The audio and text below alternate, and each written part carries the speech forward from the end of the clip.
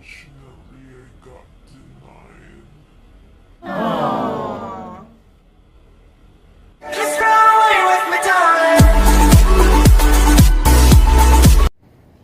Hi guys, welcome back to my channel. This is your girl Shy from Inertia, and I just wanted to thank you all first for tuning in, and I just wanted to mention all my subscribers for sticking to this channel and watching all my videos. I really appreciate it. And today I will just wanted to do this vlog because a lot of my friends has been asking me to do this. They have been asking me a lot of questions regarding Japan, and of course the first thing they wanted to know is how to get this visa application approval. And not everyone is lucky enough to get the approval, and I was just fortunate enough to be able to visit Japan 4 months ago, and I just wanted to share my experience on how I did mine, and also I'll share my past experience when I also got denied for a visa in Japan. So this is I tried twice at least, so these tips and guidelines may help you get the approval you need for your Japan visa application. So if you wanted to know more, just keep on watching, and I'll go ahead and give you every knowledge that I know about this. So I just wanted to start off with the requirements. So of course everyone must have to complete all the requirements first, so I'll just go in details and give you the do's and don'ts on every requirement, so you'll get a bigger chance to get approved for this visa. So number one, of course you have to have a valid Philippine passport. This Philippine passport must be at least 6 months, has 6 months validity, or it should expire not exactly in 6 months. So of course you have to make sure that it's signed. So we normally forget to do that. For old passports, you have to sign it at the back, and for the new ones with 10 years validity, you have to do it on the 3rd page of it. The only thing that you have to make sure is it should have at least 2 blank pages left, and of course should not have any broken parts, because the embassy will not accept it. Even just the agency itself will not accept your application if you have a broken passport, so might as well just get a new one and get it replaced. So that's number 1. And going to number 2, I'll just be quick about this, guys, because I have a lot of points to review here. So for number 2, a duly accomplished Japan visa form. So I'll just go ahead and give you a screenshot on how a visa form looks like. You have to just make sure that it's duly accomplished, no blanks. Just don't leave any field, blank. If it's not applicable to you, make sure you put NA. And for me, it's better to do it typewritten instead of handwritten one, so it will be legible. They can understand it more, and to avoid erasures as well. And before and after typing it in, just make sure you proofread it. Make sure there are no wrong information, spelling and grammar. Of course, so make sure you proofread it. And once you're ready to print it, make sure it's an A4 size paper. That's very important, guys. So number 3, you have to have a photo ID. So take a picture for 2x2. Make sure you're wearing something with color. If you will do it outside, like on a Photoshop, they know exactly what you have to do there. Just tell them it's for a Japan visa. So your ears has to be showing, it's like you're taking a passport photo. So make sure you also have a white background. That's important. And what else? Before you paste it on the form, make sure you write down your name and your birth date at the back. In case it may be detached from the form, they know exactly who that photo is. Rather, should not be over 6 months old. So I'll go through the next requirement, number 4.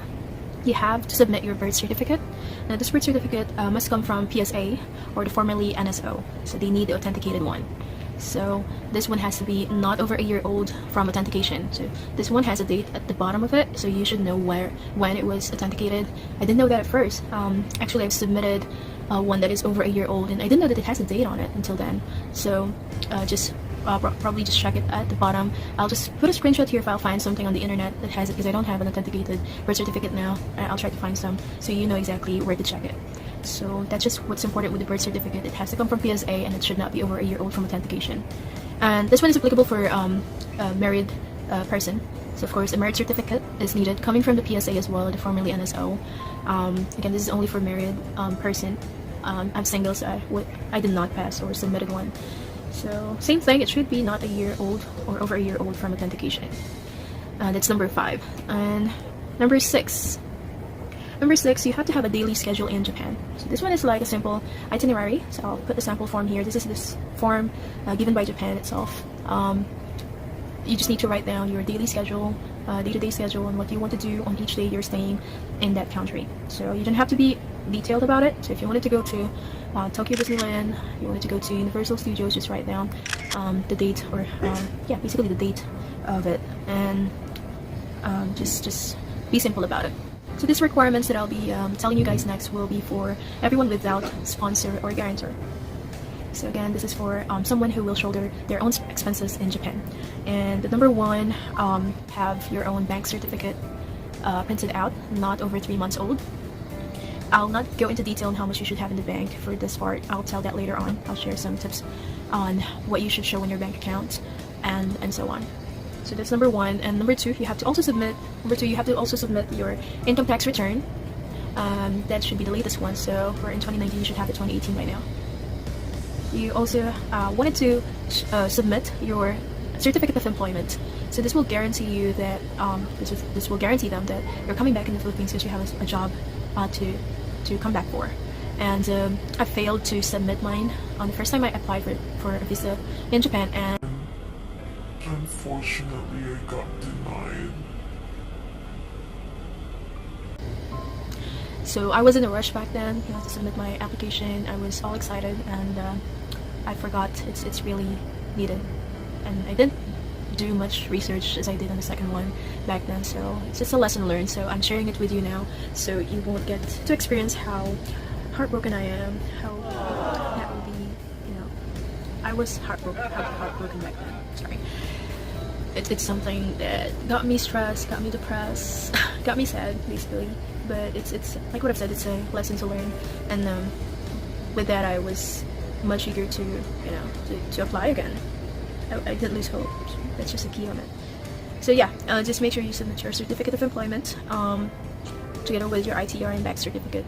So those are basics for everyone who doesn't have a guarantor or a sponsor. Now with everyone who's lucky enough to have a sponsor or a guarantor, here's what you'll be needing. First, you have to have a guarantee letter. This guarantee letter must have, of course, must be coming from a sponsor living in the Philippines, and he or she will basically shoulder your expenses. You need to submit this guarantee letter explaining your relationship with the sponsor or the guarantor, and include their contact details such as their phone number or address. I'll put a sample letter or template here for what the guarantee letter looks like, so you know where to start. Second, proof of relationship with the guarantor. You need to provide a proof of relationship with your guarantor because this is very crucial. If your sponsor or guarantor is a family member, example your parents, siblings, wife, husband, you can submit documents like your PSA, birth certificate, and marriage certificate if applicable. If your sponsor or guarantor is a friend, yes, it can be a friend, you can submit photos of you and your friend together, and screenshots of your conversation or emails, etc. So just to prove that you're really friends. So maybe you can submit, your old photos down to the new photos, conversation, way back to the present. So you really have to prove that there is a strong bond between you and the guarantor, especially if it's just a friend. It's much easier if it's a relative, but for a friend, yeah, they may question it. So that's the second one. Third one, for everyone who has sponsor and guarantor, since this will be shouldered by someone else, you have to show this the sponsor or guarantor's bank certificate and income tax return. So same thing with no guarantors and sponsors. They have to show bank statement and income tax return. Same as with you guys. It's just that it's not going to be yours. It's going to be from your sponsor or guarantor. So same thing applies. I'll talk more about the bank certificate thing later on how much you should have in there. Yeah, pretty much that's all you need if you are lucky enough to get a sponsor or a guarantor, especially if you don't have a job, or if you're a student, if you're new to your business. So everyone who cannot provide ITR and bank certificate, that's another way of getting a chance to be approved to complete the requirements. In case if you wanted to shoulder your own expenses and go with the no guarantor and sponsor visa application type, and you can't submit your ITR because you're new with your job or your business is new, then you can probably just write down a letter this is what other bloggers suggested, is to write down a letter explaining why you can't submit this document. Same goes with other crucial, requirements. So just write down a letter explaining why and why you cannot submit it. As simple as this. So we're done with the requirements. So I'm gonna tell you on how to apply for a visa application next. Sorry, I'm just not feeling well today, but I have to do this. So again, this is how to apply for a Japan visa. It's just a step-by-step procedure on how to submit one and so on. So of course, first you have to determine the type of visa that you needed. So this vlog is made for tourists, people. I don't know how it works with how you can submit one for a other types of applications. So if this is not for you guys, I'm sorry. I tried to research on how to apply for a working visa next time. Again, this is the first step. You have to make sure that you are applying for the right type of visa. So if this is just for leisure, then go for the tourist visa. If it's for work, then go for the working visa. And number 2, you have of course obtained and prepared all the requirements that I just mentioned a while ago. Make sure that they are complete before you even go to the agency. Again, it's one of my mistakes to rush, so don't rush. Make sure that you have everything in your hands before you even go to the agency. If not, just try to be patient and wait until you complete them. Alright. And number 3, you have to choose an accredited travel agency for Japan visa processing. So there are a list of agencies approved by the Japan Consul. So just choose one that is near your area. So in my case, I choose Lusitania Hotel branch. I forgot the agency's name. Same as with another one in Azamega Mall. Sorry for the noise. Just the air con is on. It's kind of hot outside. But anyway, yep, there's a couple of agencies to choose from. And in case that you cannot go to any of them, I believe they have, you can choose an option and try to contact any of these agencies to see if they have the option to accept it by a courier. So you can just send your application in the mail. And yeah, number 4, this is the time to submit your Japan visa requirements and pay the processing fee. So now, once you've picked an accredited travel agency to process your visa, go to their office and submit your complete Japan visa application requirements. I suggest you go there early, as line can be quite long, and some travel agencies. I experienced both in Azamega Mall and also in Lusitania Hotel, but lesser in Lusitania Hotel because not everyone knows there is an agency inside the hotel. Now, service fee will be collected by the travel agency that will process your application. The fee depends on the travel agency itself, and it could range from 900 to 1,700 pesos. Now, this fee is non-refundable. Regardless of the granting or withdrawal or denial of your Japan visa application, they won't return your money. So don't leave without the receipt. As noted, you need that to claim your passport. Now, all original documents submitted will not be returned by the Japan Embassy. So for documents like SEC or DTI, ITR, DSWD, clearance, parental consent, and certificate of eligibility, you are not allowed to submit, or you are allowed to submit a clear copy instead, a photocopy one. Now, bring the original copy for verification purposes only, but you can submit the clear photocopied one. And number 5, wait for your Japan visa. That's the 5th step. It's a waiting game. So once you've made your payment and the travel agency accepts your Japan visa application, you will have to wait for their text whether your passport is ready for collection. Take note that they will not tell you whether you got approved or not. I know it's nerve-wracking. I experienced it twice, so but they will just gonna text you that, hey, drop by here, your passport is ready. And yeah, they will give you time to collect it, not on the same day. You can claim it the next day or so. So don't lose your payment receipt because you'll be needing that. The Japan visa processing time may take usually 7 to 10 business days, give or take. It can be longer than that on some special cases if they need to do some additional review on your paperworks. In my case, it's just about 2 or 3 days. Yeah, it doesn't really take that long. And that's why what I suggest is you can apply at least a month before your planned travel date.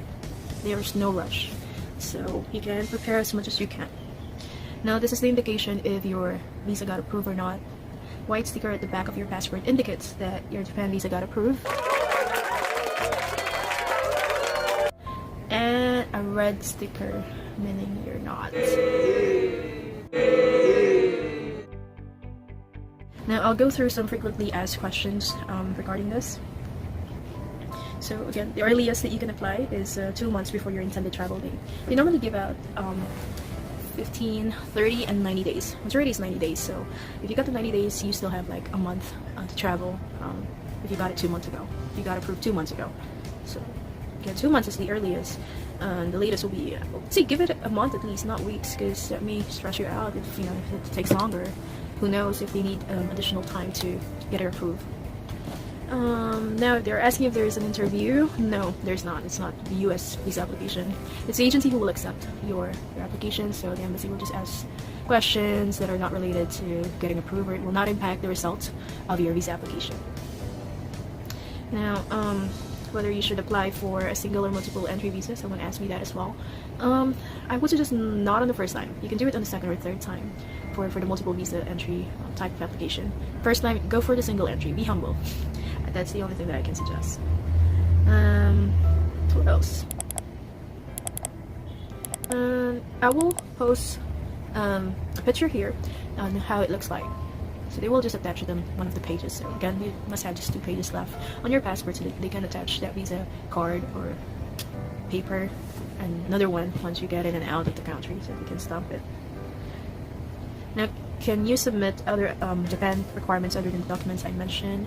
Yes, you can. For example, you want to further prove that you have strong economic ties in the Philippines, and you will submit proof of your properties, cars, land, etc. You can do that. Anyway, the travel agency will return them if they are not needed. So I guess these documents are only applicable, these extra documents are only applicable if you cannot submit one of the requirements they ask for as a substitute. And probably if you are applying for a multiple entry visa one. So you can, you know, basically tell them that you are really capable of coming in and out of the country. Yeah. Now, this is one of the most asked question, if you should book a flight and hotel accommodation already. Yes, you can if you want to, but most of you know, the experts doesn't really actually require it. I mean, the embassy itself will not require it, and it's not wise to book in advance because it may go to waste, because you never know if you get approved or not. So on my first time application, I did actually book for a flight to Japan, and it just got wasted, and that's much more expensive, to be honest. But I'm more heartbroken with, you know, the denial that other than the money that I spent for it. So I thought the ticket is very cheap when I got it, and it won't hurt that much. It hurts a little bit because, you know, that's still money. That's over 7,000 pesos that I spent for, and it just gone to waste. And on my second application, I did book in advance as well, so I didn't learn, but this time it's a much cheaper flight that I booked for. It's a promo, it's on sale, so I took the chance, and luckily it didn't go to waste. You know, the cheapest I got so far is a ticket to Japan is for 2,000, less than 3,000. I can't remember the exact amount. Same goes with the hotel accommodation. You don't need that for the application. You will be needing that once you're approved, because you will show that in the immigration. As far as the booking in advance, you don't have to. All you have to do, by the way, is to search for a hotel that you wanted to stay on, and then get their number and their address. With a booking for flight, you may want to search for a flight on your desired date and get the flight number. You'll be needing these details on the application form itself.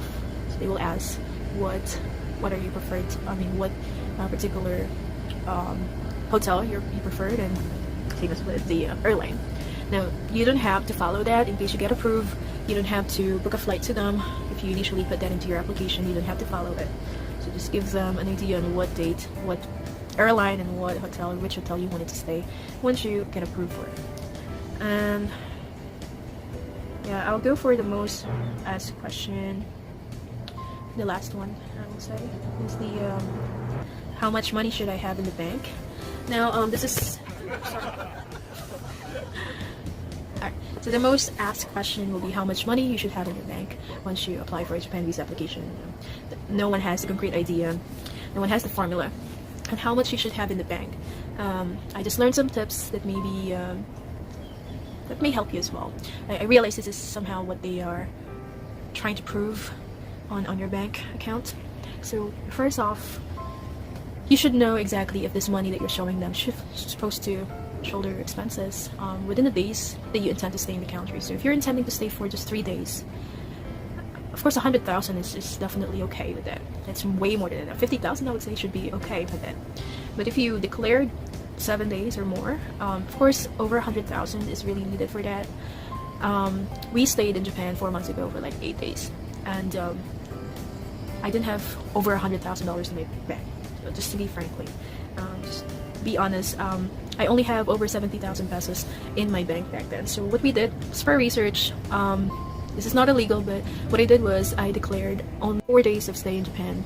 That's how long I intend to stay there, because I know that my money will not gonna support an idea of staying there for over a week. So again, you just need to be what you call that? It's on the tip of my tongue. But yeah, basically, you just need to be just to think about it. You know, if the daily expenses in Japan will range 4,000 to 7,000 a day without the transportation. It's just the daily expenses. So if you're staying for like a week, and you will spend like 7,000. That's how much? Like $50,000, rather 50,000 pesos. So to be practical, just be practical, and do some math. You have to show a little bit more than that. So a lot of the blogs I read, this is the mid-range one, meaning to say you can stay on a cheap hotel. You can eat in the restaurants near the vicinity, but not the most expensive one. So it may range from 4,000 to 7,000 daily expense. This is without of course, your transportation and flight and hotel accommodation. So I just realized then that 70,000 pesos will not be approved for an 8-day stay in Japan, because that's not even it's like less than 10,000 a day. So I would say, just to be safe, 10,000 pesos per day, then just add a little bit more onto it. So again, there's really no formula on this. This is just what I've noticed. On my first application that I got denied for, I had about 100,000 pesos in my bank. But since I lack on not on the show money itself, but I lack on proof of going back to the Philippines, I was disapproved. So no matter how much you have in your bank, if you don't have the necessary documents, necessary a big proof, basically a proof that you really have to go back to the Philippines, then it won't matter if you have over 1 million pesos in your bank. Now, just to share, the lowest amount that I heard of as a show money is 35,000 pesos. My friend, she's a college student back then. She told me that her bank account only has 35,000 pesos, and she got approved for it. She was able to complete all the requirements. She's not minor anyway.